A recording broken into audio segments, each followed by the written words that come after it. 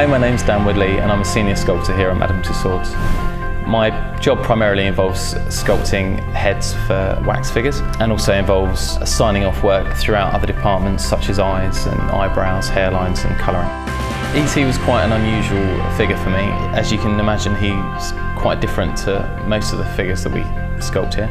The main challenge, I think, was the fact that in essence I'm sculpting something that another artist has sculpted as opposed to sculpting a real person. Normally when you sculpt a person, you're interpreting them in your own way. In this case, I'm actually interpreting the work of another artist.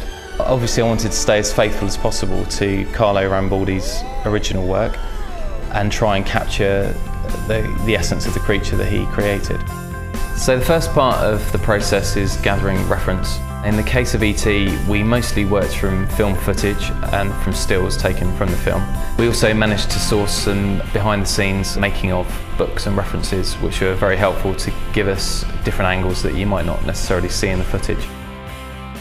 Once we have enough reference, we start sculpting the figure in clay. We use a metal armature inside to support the weight of the clay, and then the clay's built up around the armature up to the final size and form, and then we continue working into it, adding detail and gradually building the whole thing up to the final finish. During this process we have quite a lot of critiques, which just enables us to make sure that we're on track and that we're not straying away from the subject.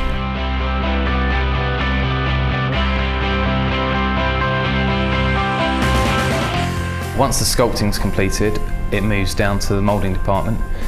This figure was moulded in silicone, rubber and fiberglass, and then the final product's cast up, which then needs to be cleaned up, mould lines removed. The eyes need to be removed so that glass eyes can be inserted.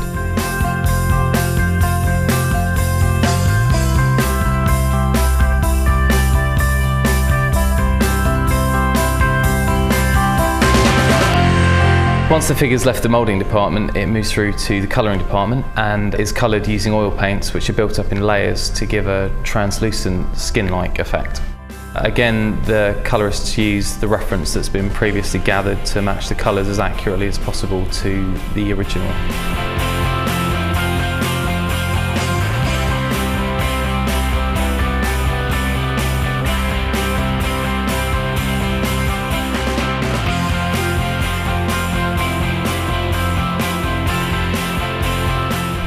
Once the head's been coloured, the eyes are inserted.